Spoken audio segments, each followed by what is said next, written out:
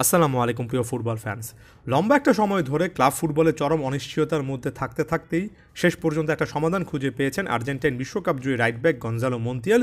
তিনি Argentine club river প্লেটে ফিরেছেন, সেই রিভার প্লেট যেখান থেকে একটা সময় উঠে এসেছিলেন 2016 থেকে 2021 পর্যন্ত। তো এই দলটার একেবারে মূল দলেই খেলেছেন। একই সঙ্গে লুকাস মার্টিনেস কুয়ার্তা এই প্লেয়ারটাও রিভার প্লেটে এসেছেন।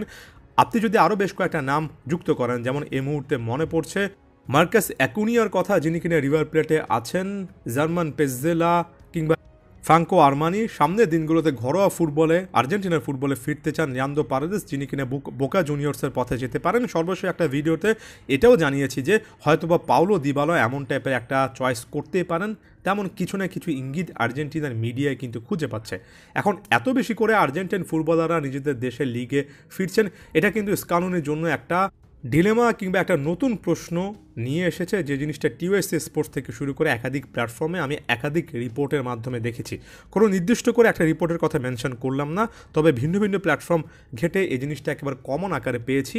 এখানে আর্জেন্টাইন ফুটবল বিশ্লেষক সাংবাদিকরাও কিন্তু একটা প্রশ্ন ছুড়ে দিচ্ছেন, স্কালুনিকে এখন একটা কঠিন সিদ্ধান্ত নিতে হবে। সত্যিকার অর্থে তিনি আসলে জাতীয় দলের সিলেকশনের ক্ষেত্রে নিজ দেশের প্লেয়ারদেরকে আসলে কতটা প্রাধান্য দেবেন, কিংবা এখানে আসলে বেঞ্চমার্কটা কতটা সেট করবেন, এটা নিয়ে বিন্দুমাত্র কোনো ডাউট নেই। আপনি যখন ইউরোপের টপ 5 লিগে খেলেন এবং সেখানে যদি ধারাবাহিকভাবে খেলেন, সেই পারফরমেন্সটা আলাদাভাবে মূল্যায়িত হওয়া উচিত এবং সেটাই সবচেয়ে সেরা একটা পারফরমেন্স ক্লাব ফুটবলে বিবেচনা করা উচিত।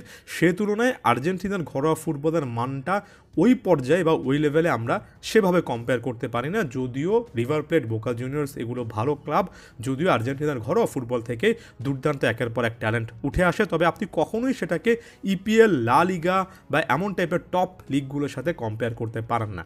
আবার একই সঙ্গে স্কালুনি তার কোচিং ক্যারিয়ারে একটা লম্বা সময় ধরে হোম গ্রোন প্লেয়ার বা লোকাল প্লেয়ারদের উপর কিন্তু আস্থা রেখেছেন, সেটার প্রতিদানও পেয়েছেন। এই যে আমি শুরুতে গঞ্জালো মন্তিয়ালের কথা বললাম, গঞ্জালো মন্তিয়ালকে যে সময়টাতে তিনি জাতীয় দলের আশেপাশে এনেছেন, সেই সময়টাতেও তিনি রিভার প্লেটের প্লেয়ার ছিলেন। যে সময়টাতে হুলিয়ান আলভারেজকে নিয়ে কাজ করেছেন, তিনি এই রিভার প্লেটেরই প্লেয়ার ছিলেন।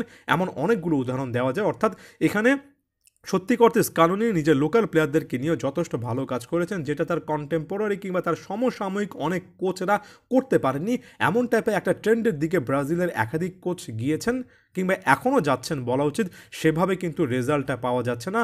এটা একেবারে তিতে থেকে শুরু করে ডরিভাল জুনিয়র পর্যন্ত কিন্তু প্রযোজ্য।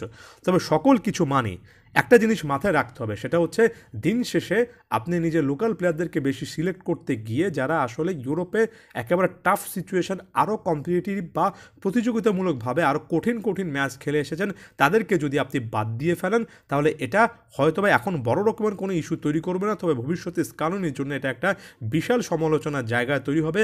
কারণ তিনি এখানে হয়তোবা একটা সাইডে অনেক বেশি গুরুত্ব দিতে গিয়ে আরেকটা সাইডে একেবারে গুরুত্ব দেননি। একই সঙ্গে একটা ক্লিয়ার কাট মেসেজ কিন্তু দিয়ে ফেলা উচিত।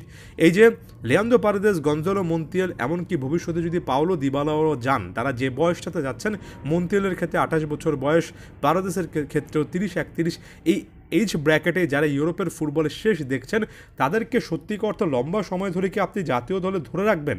এবং আপনি কি সত্যিকার অর্থে নিজ দেশের ফুটবল কাঠামোর উপর এতটাই আস্থা রাখতে পারবেন যে যেখানে আপনি বিলিভ করবেন যে তারা ইউরোপে না খেললেও দুর্দান্ত পারফরমেন্স দিয়ে যেতে পারবেন? কারণ সকলেই তো আর লিওনেল মেসির মতো যখন যেখানে নামি সেখানে পারফর্ম করি এমন টাইপের একটা স্ট্যাটাস বহন করেন না। অনেকের ক্ষেত্রে যত বেশি প্রতিযোগিতা তারা আসলেই ফেস করবেন, তত বেশি তাদের স্কিল ডেভেলপ হবে। এখানেও কিন্তু লিওনেল স্কালোনির সামনে একটা বেঞ্চমার্ক ফিক্স করার ব্যাপার আছে।